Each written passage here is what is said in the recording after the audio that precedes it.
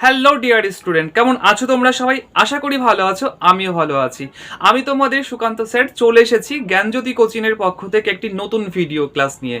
চলো দেখা যাক। আমরা ইতিমধ্যেই কিন্তু সেকেন্ড সেমিস্টারের মেজর জিওগ্রাফির সেটেলমেন্ট পার্টটা কিন্তু আলোচনা করছিলাম। চলো দেখে নেওয়া যাক আজকে আমাদের আলোচ্য বিষয় কি রয়েছে। আজকে আমাদের আলোচ্য বিষয় রয়েছে কসেস অফ অরিজিন অফ সেটেলমেন্ট, অর্থাৎ আমাদের যে বসতি ভূগোল রয়েছে সেই বসতি ভূগোলের কিন্তু তৈরি হওয়ার কারণ, অর্থাৎ বসতি তৈরি হওয়ার কারণ বা তার যে বিভিন্ন উপাদান বা ফ্যাক্টরগুলো রয়েছে সেই সংক্রান্ত কিন্তু আজকে তোমাদের ক্লাসে আলোচনা করা হবে। ক্লাসটা শুরু করার আগে তোমাদের আমাদের কোর্স সম্পর্কে একটু বলে রাখি। এখানে দেখতে পাবে তোমাদের কিন্তু কোর্স ফি অনলি 999, অর্থাৎ 999 টাকায় কিন্তু সেকেন্ড সেমিস্টারে ক্লাস করানো হচ্ছে। আর কোর্স ডিউরেশন অনলি 6 মান্থ রয়েছে। আর আমাদের সঙ্গে যোগাযোগ করার জন্য যে নাম্বার দুটো রয়েছে, যে হেল্প নাম্বার রয়েছে, তোমরা কিন্তু এখনই যোগাযোগ করে কিন্তু তোমাদের জায়গাটাকে তোমরা বুক করে নাও। আমাদের দুটো কন্ট্যাক্ট নাম্বার হচ্ছে 6295916282, আরেকটি কন্ট্যাক্ট নাম্বার হলো 7076398606। তোমরা এই নাম্বারগুলোতে কল করে তোমাদের কিন্তু কোর্সের অ্যাডমিশন কিন্তু করে রাখো। বসতি তৈরি হওয়ার যে বিভিন্ন কারণগুলো বা ফ্যাক্টরগুলো রয়েছে, চলো আমরা দেখে নিই একে একে সেই কারণগুলো বা উপাদানগুলো বা ফ্যাক্টরস বা নিয়ন্ত্রকগুলো ঠিক কি রয়েছে।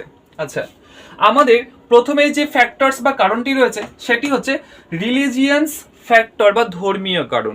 আচ্ছা, তার আগে একটু বলে রাখি, মানুষ তো যাযাবর ছিল একটা সময়। ঠিক কি কারণে বা কি জন্য মানুষের বসতি বা বাসগৃহের প্রয়োজন হলো, সেই কারণগুলো কিন্তু ঐতিহাসিক এবং নৃতত্ত্ববিদরা কিন্তু খুঁজে চলেছে। তাদের যে কারণ দিয়েছে, তারা যে কারণগুলো দেখিয়েছেন, সেই কারণগুলোই কিন্তু এখানে আলোচনা করা হয়েছে। তো প্রথম কারণটি হলো রিলিজিয়ান্স ফ্যাক্টর বা ধর্মীয় কারণ। এবার আমরা দেখে নিই ধর্মীয় কারণটা ঠিক কি রয়েছে। তো ধর্মীয় কারণের বিষয়টা আসলে কি, বা ধর্মীয় কারণের জন্য কেন মানুষ বসতি তৈরি করেছিল, তার যে কারণগুলো বলা যায় সেগুলো হচ্ছে যে আদিম যাযাবর যে মানুষরা রয়েছে তাদের যখন মৃত্যু হতো তখন সেই তাদের প্রিয়জনকে কিন্তু তারা কোনো একটা নির্দিষ্ট জায়গাতে কবর দেওয়া হতো অথবা তাদেরকে পুড়িয়ে দেওয়া হতো। এবার সে মৃত মানুষটিকে যেখানে কবর দেওয়া হতো বা পুড়িয়ে দেওয়া হতো, সেই জায়গাটাতে কিন্তু তাদের যে পরিবার পরিজনরা আছে সেই জায়গাটাতে কিন্তু তারা ছেড়ে যেতে চাইতো না। কারণ তারা অনুভব করতো সেই জায়গাতেই হয়তো তাদের সেই যে ব্যক্তিটি মারা গেছেন সেই ব্যক্তি হয়তো সেখানেই রয়েছেন বা তার আত্মা সেখানে রয়েছে।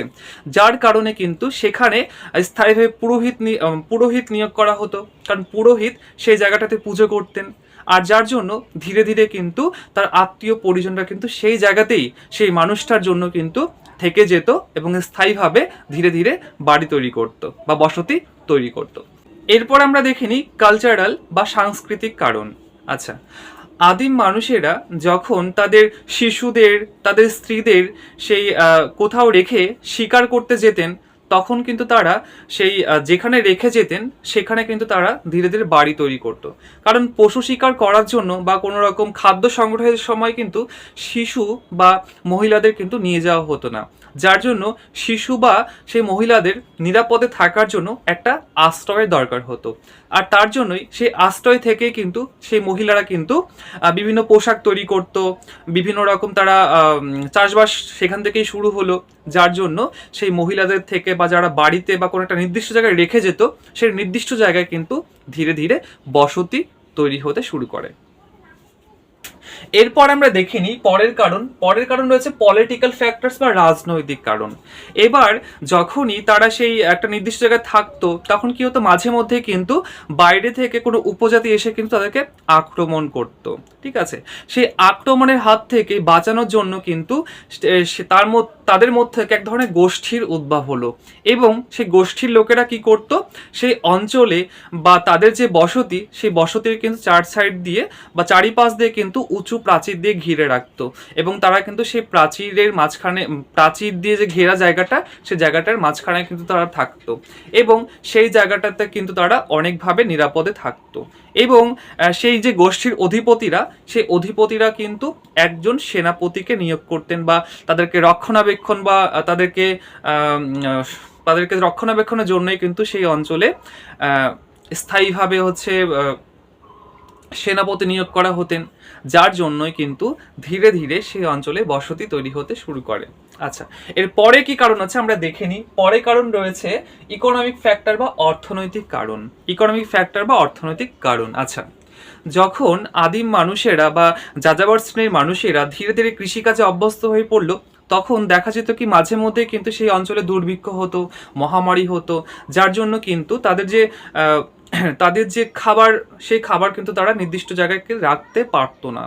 অর্থাৎ তাদের কিন্তু উদ্বৃত্ত ফসল কোথায় রাখবে, তার জন্য কি হলো, ধীরে ধীরে কিন্তু তারা বাড়িঘর তৈরি করতো, যেখানে তাদের উদ্বৃত্ত ফসল, সেই উদ্বৃত্ত ফসল কিন্তু একটা নির্দিষ্ট জায়গাতে রাখা হতো, যাতে বন্যা, খরা, মহামারী বা অন্য কোনো প্রাকৃতিক দুর্যোগের হাত থেকে বাঁচার জন্য বা নিজেদের খাদ্যকে সুনিশ্চিত করার জন্য কিন্তু আদিম মানুষ ধীরে ধীরে কোনো কৃষি জমিকে কেন্দ্র করে বা তাদের নির্দিষ্ট একটা নিরাপদ স্থানে কিন্তু ধীরে ধীরে বসতি নির্মাণ করে। এরপরে দেখে নিই অন্য কি কারণ বা ফ্যাক্টরস রয়েছে। এরপরে রয়েছে অকুপেশনাল ফ্যাক্টরস বা জীবিকাগত কারণ। আদিম মানুষ শুরুতেই কিন্তু তারা বনে জঙ্গলে ঘুরে খাদ্য সংগ্রহ করত, ফলমূল সংগ্রহ করত। এইভাবেই কিন্তু তাদের যাযাবর জীবনের শুরু হয় এবং সেখান থেকে ফলমূল সংগ্রহ করতে করতে ধীরে ধীরে তারা কৃষিকাজে অভ্যস্ত হয়ে পড়ে এবং তারা কিন্তু এক একজন এক একটা পেশা নিয়ে কিন্তু তাদের বসতি স্থাপন করেন। তাদের আদিম মানুষের মধ্যে যারা আর কি কৃষিকাজ করতো, তারা সে কৃষি জমির আশেপাশে ধীরে ধীরে কিন্তু তাদের বসত বাড়ি নির্মাণ করতে শুরু করে এবং তাদের পরিবার পরিজনদের নিয়ে সেই অঞ্চলে থাকতে শুরু করে। এইভাবেই কিন্তু ধীরে ধীরে বসতি তৈরি হতে শুরু করে। এরপরে আমরা দেখে নিই কি কারণ রয়েছে। এরপরে রয়েছে ডে টু ডে লাইফ বা প্রাত্যহিক জীবনযাত্রা। আচ্ছা, ঘরবাড়ি বা বাসগৃহ মানুষের জীবনের কিন্তু অন্যতম একটি প্রাণকেন্দ্র।